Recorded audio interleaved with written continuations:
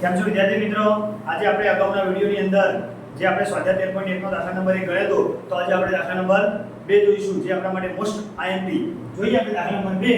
તો મેં તમને શીખવ્યું હતું કે આપણે ધારણ બધે રીતે દાખલો ગણવો હોય તો આપણે સૌપ્રથમ પહેલા 5 ખાના બનાવવા પડે. તો આપણે 2 ખાના તો આપણે આપેલા, એ 2 ખાનાની બદલે આપણે બીજા 3 ખાના બનાવીશું. તો ધ્યાન રાખજો, અહીંયા આપણે ચાલુ કરીએ, 5 ખાના બનાવી દઈએ.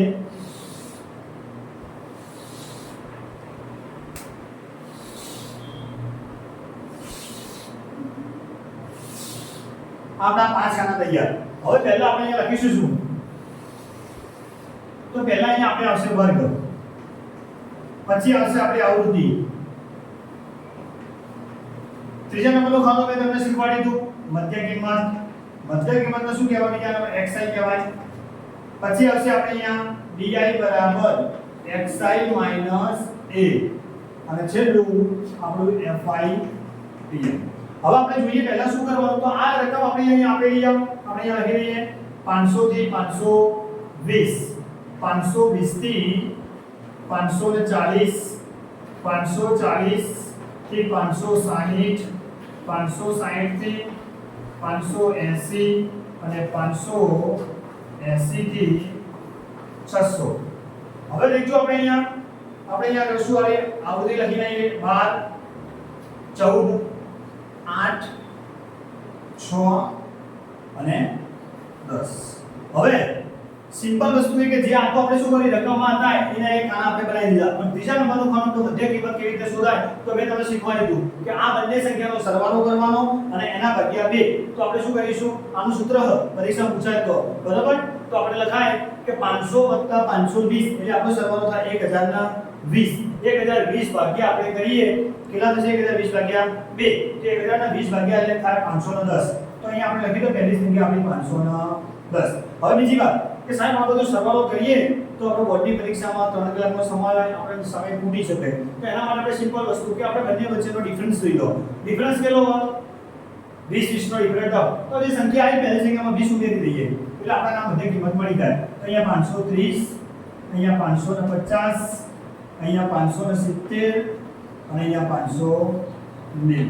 આ આપણું ત્રીજા નંબરનું ખાનું તૈયાર થઈ ગયું, જે આપણી મધ્ય કિંમત કહેવાય. હવે મધ્ય કિંમતની અંદર આપણે એક વસ્તુ જોવાની એ રહી કે આપણે એ ધારવાનો. મેં તમને એ ધારતા શીખવાડ્યું કે પહેલા જોયો એકી સંખ્યા કે બેકી સંખ્યા. તો આપણે ગણવાની 1, 2, 3, 4 અને 5. આ 5 એકી સંખ્યા કહેવાય. તો વચ્ચે આ બે સંખ્યા આ બે, તો વચ્ચે કોણ આવે? એની સામે આપણે ધારી લો a.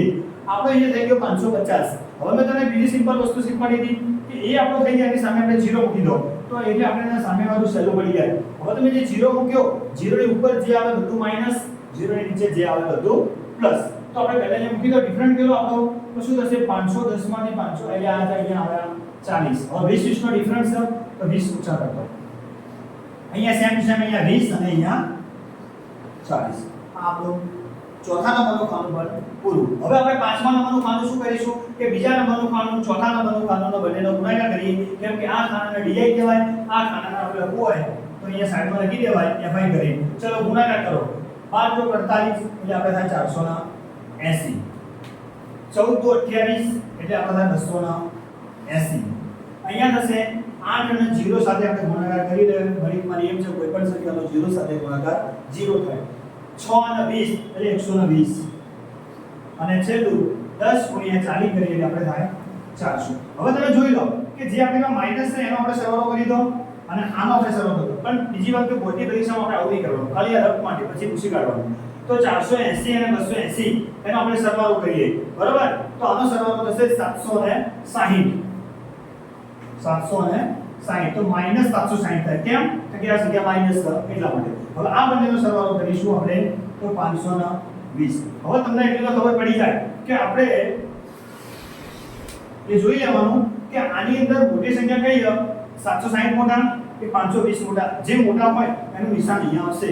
તો આપણે જોઈએ 760 માંથી 520 જાય એટલે વધશે અહીંયા 240. 240 કેવા? કારણ કે મોટી સંખ્યા 760 તો આપણે અહીંયા માઈનસ. આનું નામ થઈ ગયું સિગ્મા fi di બરાબર -240. હવે આનો સરવાળો આપણે કરીએ તો સિગ્મા fi બરાબર 50.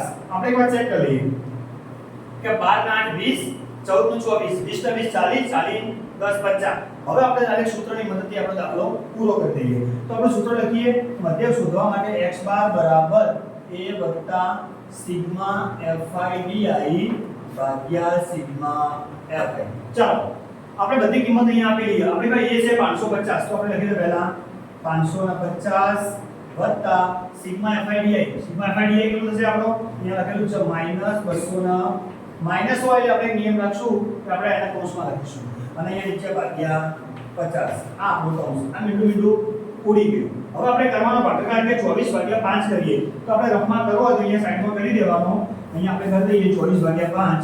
તો આપણે 24/5 કરી દઈએ. તો આપણે લખીએ અહીંયા 24/5. તો શું થશે બોલો? 5 એકા 5, 5 ચોક 20, 5 ચોક 20. કેટલા વધ્યા અહીંયા આપણી જોડે? અહીંયા વધ્યા 4. અહીંયા આપણે શૂન્ય મૂકી અહીંયા પોઈન્ટ ઓવરશે તો 5 અઠા 40. આ ઉડી ગયા અહીંયા શું? તો આપણો જવાબ શું આવ્યો અહીંયા? તો 550 વત્તા -4.8. હવે વિદ્યાર્થી મિત્રો આપણે જોવાનું એ રહ્યું કે આ માઈનસ આ પ્લસ, એનો મતલબ કે 550 માંથી આપણે શું કરવા પડશે? 4.8 ને બાદ કરવા પડે. તો 550 માંથી આપણે સિમ્પલ બાદબાકી ધોરણ 10 ના વિદ્યાર્થીઓને બાદબાકી તો આવડતી જ હોય. તો આપણે બાદબાકી કરીએ તો આનો જવાબ આવશે 545.2. 20 લખો તો પણ ચાલે. તો વિદ્યાર્થી મિત્રો આ આપણો દાખલો તૈયાર થઈ ગયો, દાખલા નંબર 2. આવા દાખલા આપણે ફરીથી નેક્સ્ટ વિડિયોમાં જોઈશું. તમે મારી ચેનલને લાઈક કરજો, સબસ્ક્રાઇબ કરજો. Thank you.